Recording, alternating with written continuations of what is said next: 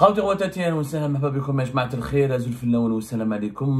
que vous allez bien, j'espère que vous vous portez bien.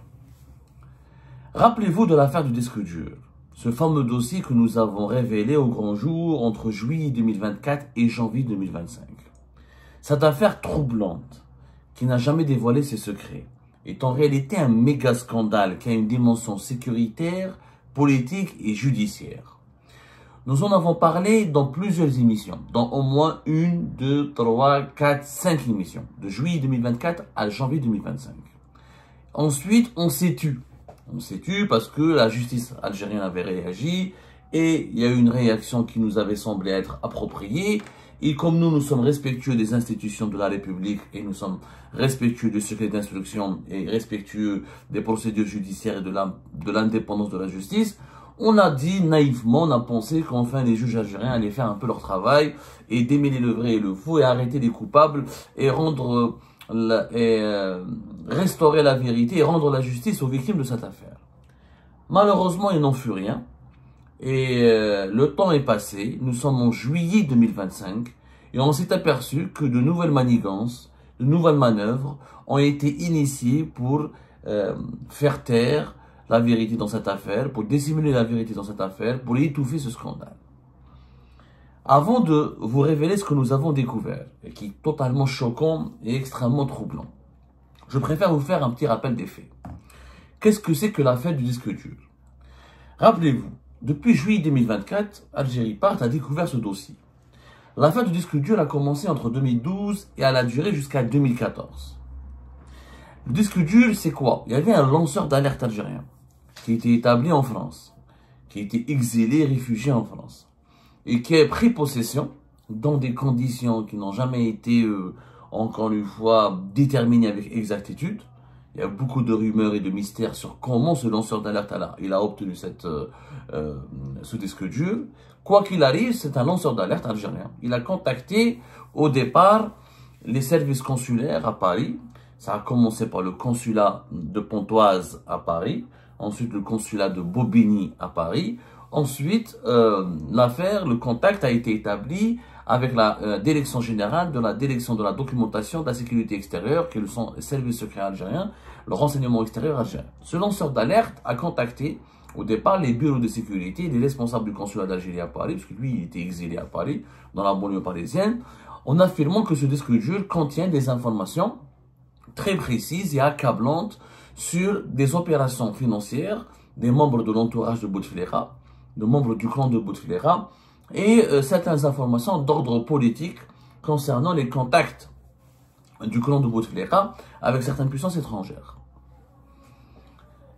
Un officier des services secrets algériens qui s'appelait Tarek Amirat, qui était à l'époque à peine capitaine ou commandant, il n'avait pas un grade important, il est devenu plus tard lieutenant-colonel entre 2021 et 2022, est dépêché depuis Alger pour rencontrer ce lanceur d'alerte. Et malheureusement, ce Tarek Amirat, il a manipulé ce lanceur d'alerte pour lui substituer, il lui a pas volé, pour lui prendre le disque dur, lui promettant que les services secrets algériens vont entamer une enquête très sérieuse et très pointilleuse et très approfondie afin de comprendre les multiples potentiels scandales d'État que pourraient révéler les informations cachées dans ce disque dur.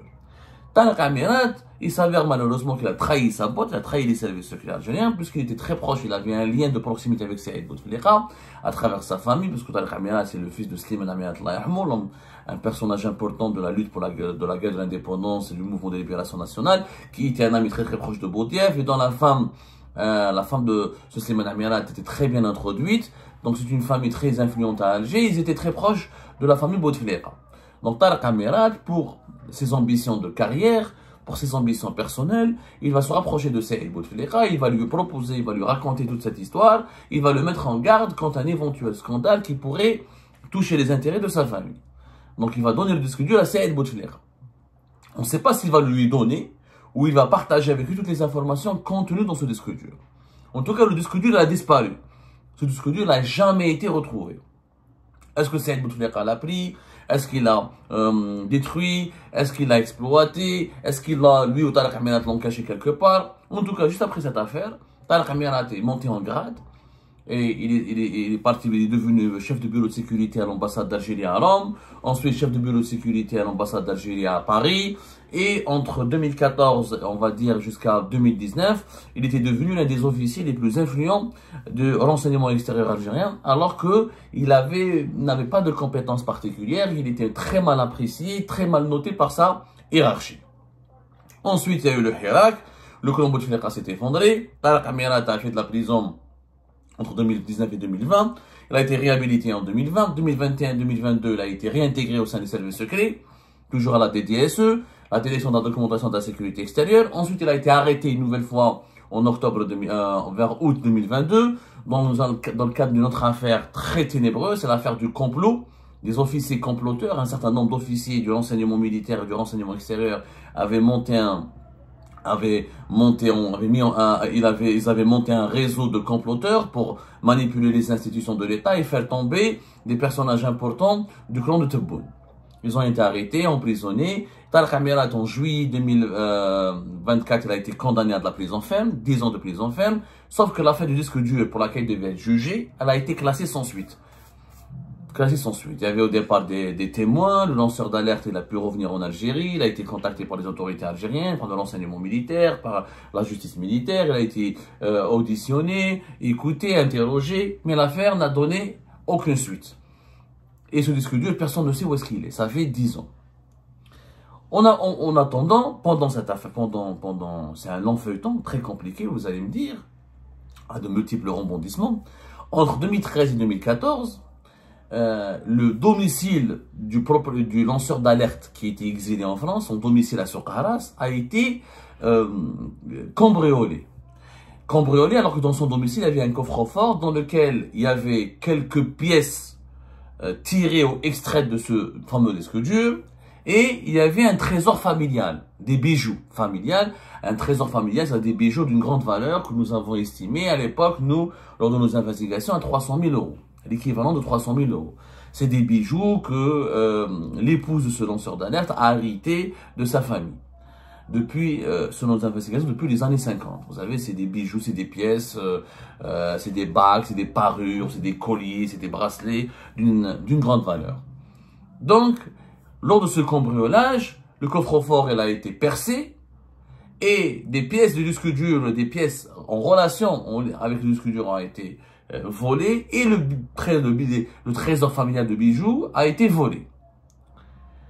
Là, l'enquête judiciaire dont nous avons parlé a été, comment dirais-je, dès le départ, il n'y avait pas eu de volonté d'enquêter sur cette affaire.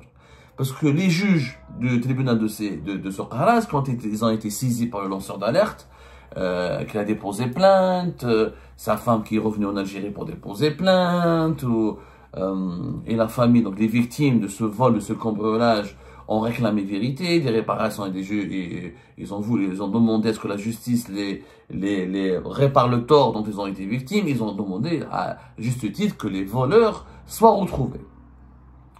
Il s'avère que le tribunal de Souk-Haras, les juges n'ont jamais voulu juger.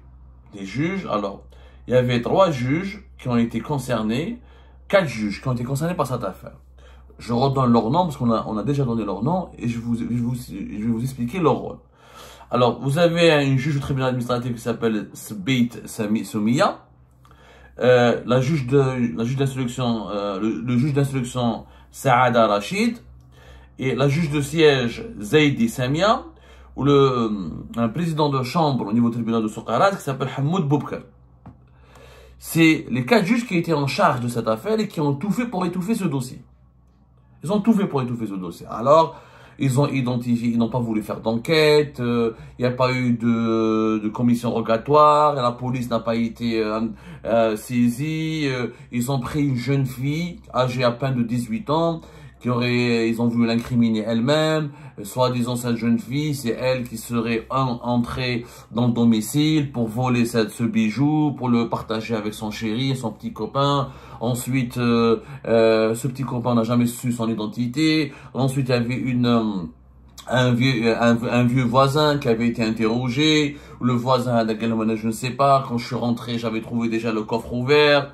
C'est-à-dire que une fille ou un voisin ou des voisins simples, des simples mortels ne peuvent pas percer un coffre extrêmement compliqué. C'était un coffre-fort assez sophistiqué. C'est-à-dire, il faut une certaine ingénierie, il faut une certaine maîtrise. Et nous, au cours de nos investigations, on avait consulté des sources sécuritaires qui nous avaient informé qu'au départ, il y avait une perquisition non officielle, une perquisition non autorisée par les services de justice, par les autorités judiciaires, qui a été opérée par Tariq Amirat et les services de sécurité entre 2013 et 2014 pour aller fouiller dans ce coffre-fort où se trouvait le disque dur. Ce sont d'abord des services de sécurité qui ont percé parce qu'ils font une certaine maîtrise. Un simple cambrioleur, un simple voisin, ou là une simple jeune fille de 18 ans, ou un voisin âgé de 70 ans, je sais pas quoi, ne peut pas aller percer un coffre-fort avec une hache. Ou là, il a été percé de façon précise et minutieuse. C'est-à-dire, il y avait des experts, des connaisseurs. Comme ce quartier, c'est pas un quartier chic. Et le lanceur d'alerte là, c'est pas un homme chic. Il n'est pas connu comme étant un homme d'affaires, ou un milliardaire, etc. Donc, c'est extrêmement peu probable que ce soit les voisins qui se sont aventurés à déverrouiller un disque dur extrêmement compliqué. Ils font une certaine maîtrise, ils font un certain savoir-faire. Et des sources à nous nous ont confirmé que ce sont les services de sécurité qui ont fait une perquisition. Ils ont fouillé dans le coffre-fort, après ils sont partis. C'est ensuite, après le départ des services de sécurité, que des personnes issues du voisinage immédiat de ce domicile familial des lanceurs d'alerte, ils sont rentrés, ils ont trouvé les bijoux.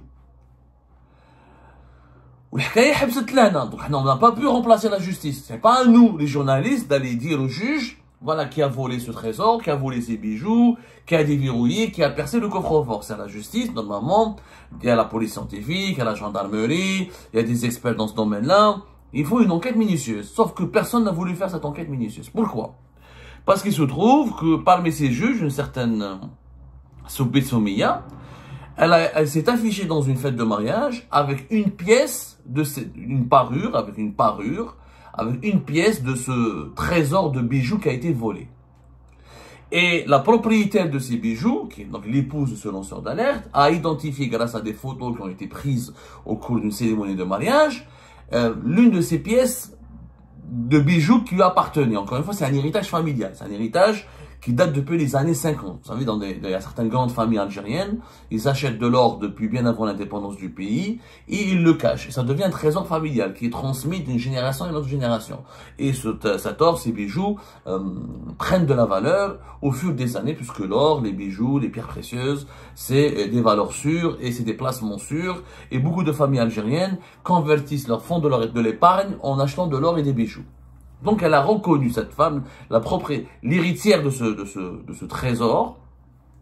Alors, on appelle ça un trésor parce que c'est quand même un certain nombre considérable de bijoux, a reconnu une des pièces de ces parures portées par un juge du tribunal de Socarrás. Et là, les doutes sont légitimement soulevés entre les relations entre les potentiels voleurs et les juges. Puisque un certain nombre de juges du tribunal de Socarrás habitaient dans le voisinage du domicile familial de ce lanceur d'alerte où le cambriolage et le vol a été perpétré à une date inconnue. La justice algérienne, la justice de Socarrás et les services de sécurité n'ont même pas fait d'enquête pour situer la date précise du cambriolage. Le mystère est resté complet. Nous, 10 ans ont duré, la justice ne voulait pas faire son travail, la juge de siège Zaïdi Samia, elle a classé l'affaire tribunal de Socarrás. Elle ne voulait pas juger. Elle a dit il n'y a pas d'éléments, il n'y a pas de preuves, il n'y a pas de témoins. On n'a pas d'éléments pour juger une affaire.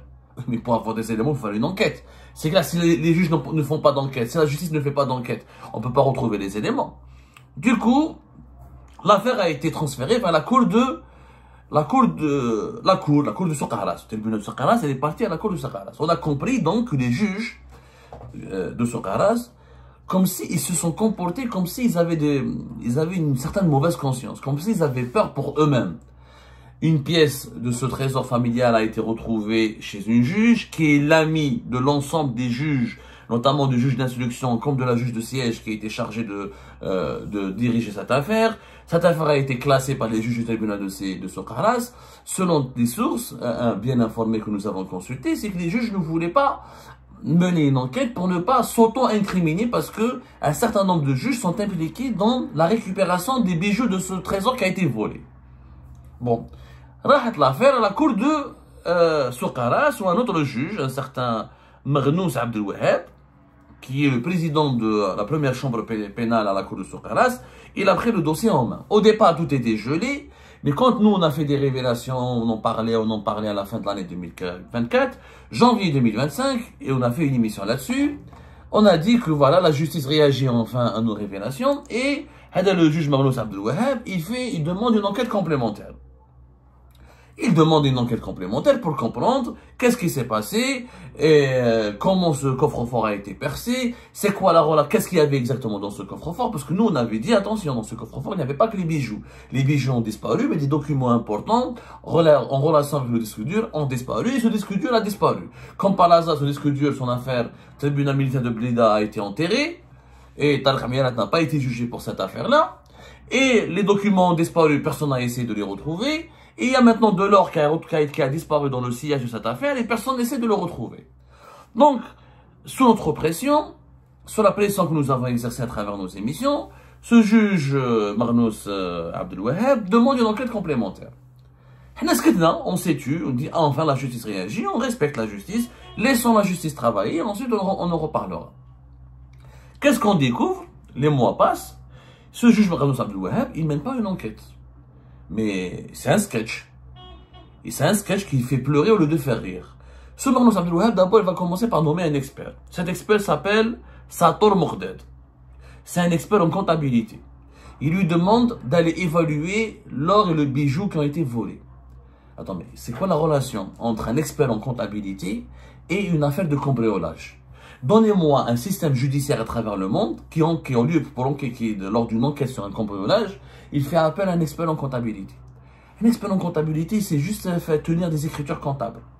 Ah non, on parle d'une affaire de cambriolage. Si c'était un expert spécialisé des coffres-forts, un expert spécialisé de l'or, de la valeur de l'or, un expert bijoutier, si c'était un expert spécialiste des traces d'ADN, si c'était un expert, je ne sais pas, du déchiffrement ou d'un coffre-fort, je peux comprendre. Un expert en comptabilité. Qu'est-ce qu'il a fait cet expert en comptabilité? Il a juste contacté la victime, il a demandé la valeur de l'or. Ce qui était une valeur, la valeur de l'or était déjà connue, parce qu'elle avait déjà déclaré dans sa première plainte, dans la procédure initiale, voilà combien qu'elle possédait, l'équivalent de 300 000 euros d'or, et ce qui était hérité de sa famille depuis les années 50. Elle avait tout expliqué. Donc cet expert n'a rien fait d'autre que de récupérer des informations qui étaient déjà connues par la justice. Cet expert est resté quelques mois, il a été changé. Le juge Marnous Abdel Wahab, il a changé d'expert, il a nommé un autre expert dans cette affaire qui s'appelle Oribi Mohamed, qui lui aussi est un expert en comptabilité. Oh! Encore une fois, on ramène un expert en comptabilité pour tenter de trouver des réponses et des informations dans une affaire de cambriolage extrêmement grave qui implique des bijoux rares et précieux et qui implique aussi des documents relatifs à un objet qui est le disque dur qui contenait des informations politiques et sécuritaires importantes. Deux experts en comptabilité ou l'affaire Habsa. Aucune enquête n'a été menée. Marnous Abdel Wahab ni n'a appelé le tribunal militaire de Blida pour comprendre, ni n'a auditionné d'autres témoins, ni n'a demandé à la police scientifique des explications sur la perquisition, ni n'a demandé une expertise sur le coffre-fort. Il n'a rien fait. Il a juste demandé à deux experts en comptabilité de faire un travail d'évaluation. Et la dernière nouvelle, c'est que ce juge, il a demandé à ces experts-là, à l'un de ces deux experts qui ont été nommés par ses soins, d'aller contacter les bijoux, de retrouver les bijoutiers qui ont vendu cet or à la victime, à la famille de la victime, qui a été victime de ce cambriolage, et de voir et de vérifier si les bijoutiers ont payé leurs impôts. Attendez, mais on se fout de la gueule des gens. Où je décrèle quelle est la relation entre les déclarations fiscales des bijoutiers et l'affaire du cambriolage et du vol d'un trésor de bijoux. Ça n'a aucune relation. C'est à l'administration fiscale, c'est au service à la direction générale des impôts d'aller demander des explications et des comptes aux bijoutiers. Est-ce qu'ils payent leurs impôts là, ils ne déclarent pas leurs impôts. Où je t'achète le juge. Le juge, il a été saisi pour une affaire de cambriolage. En plus, la majorité des pièces qui composent l'or et les bijoux qui ont été volés ont été hérités depuis l'époque des années 50, bien avant l'indépendance du pays. C'est-à-dire qu'ils ont été achetés par la famille de la victime avant l'indépendance du pays. Donc on va essayer de retrouver les traces, on ne sait même pas, il n'est pas vivant le premier bijoutier, de la famille, des héritiers ou des descendants de ce bijoutier qui a vendu de l'or en 1950, dans les années 50, pour leur demander si votre arrière-grand-père ou grand-père avait payé les impôts. Mais l'Algérie n'était même pas indépendante. Ça n'a aucun sens. Aucun sens. C'est une absurdité. Depuis le mois de janvier 2025, l'affaire du disque dur et l'affaire de l'or volé à Soukharas collectionnent les absurdités, les bizarreries, les extravagances. En réalité, pourquoi? Parce que le juge Adam Arnaud Abdelouaheb ne veut pas enquêter. Il y a un mouvement de juges qui va avoir lieu au cours de ce mois de juillet 2025. Il le sait, Adam Arnaud Abdelouaheb, il a certainement demandé une mutation. Il espère être muté ailleurs, vers un autre poste, vers une autre fonction, vers un autre tribunal. Il va quitter la wilaya de Soukharas et comme ça, il se dit, je vais me débarrasser de ce dossier qui est très sulfureux, qui est brûlant, qui est explosif et qui risque de m'exploser à la gueule. Parce que le vol des bijoux, le vol de ce trésor familial est lié à l'affaire du disque dur.